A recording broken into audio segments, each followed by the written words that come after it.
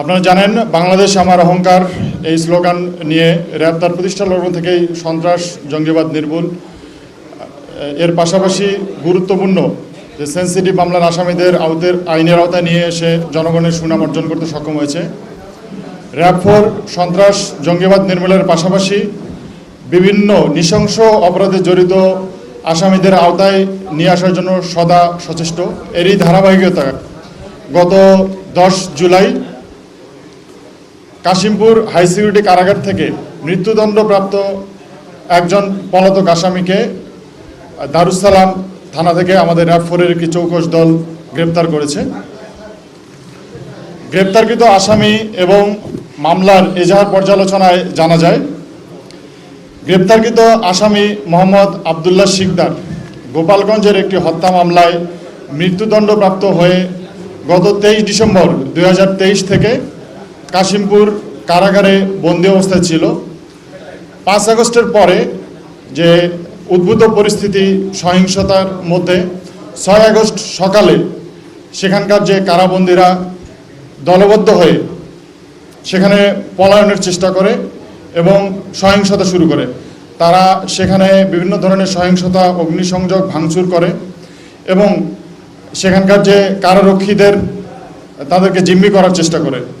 এক পর্যায়ে আমাদের যে গ্রেপ্তারকৃত আসামি আবদুল্লাহ শিকদার এবং অন্যান্য আসামিরা বৈদ্যুতিক পিলার ভেঙে একটি মই তৈরি করে এবং এই মইয়ের সাহায্যে তারা যে কারাগারের সীমানা প্রাচীর টপকে পালিয়ে যায় এবং বিপুল সংখ্যক তার সাথে সহযোগী সহ তারা পালিয়ে যায় এবং এই সংক্রান্তে জেল কর্তৃপক্ষ বাদী হয়ে গাজীপুরের কোনাবাড়ি থানায় একটি মামলা রুজু করে এবং এই মামলা রুজু হওয়ার পরপরই আমাদের র্যাব 4 দীর্ঘদিন থেকে আমরা ছায়া তদন্ত শুরু করি যে এই মামলায় যারা পলাতক আসামি তাদেরকে আইনের আওতায় নিয়ে আসার জন্য।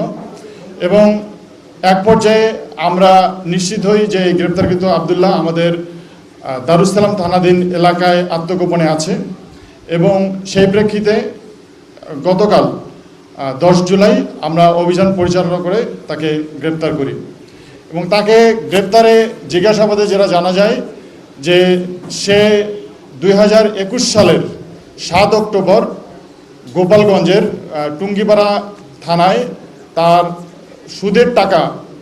সুদের পাওনা টাকা আদায়কে কেন্দ্র করে তার প্রতিবেশী লুৎফর রহমানকে, তার 2 সহযোগীকে হাতুড়ি এবং কুড়াল দিয়ে কুপিয়ে হত্যা করে। সেই মামলায় গত 10 অক্টোবর 2021 সে গ্রেপ্তার হয় এবং পরবর্তীতে সেই মামলার রায়ে সেখানকার বিজ্ঞ আদালত তাকে মৃত্যুদণ্ড প্রদান করে এবং পরবর্তীতে 23 ডিসেম্বর 2023 থেকে তাকে কাশিমপুর হাই সিকিউরিটি কারাগারে স্থানান্তর করে এবং সেখান থেকেই সে পরবর্তীতে 6 আগস্ট পলায়ন করে।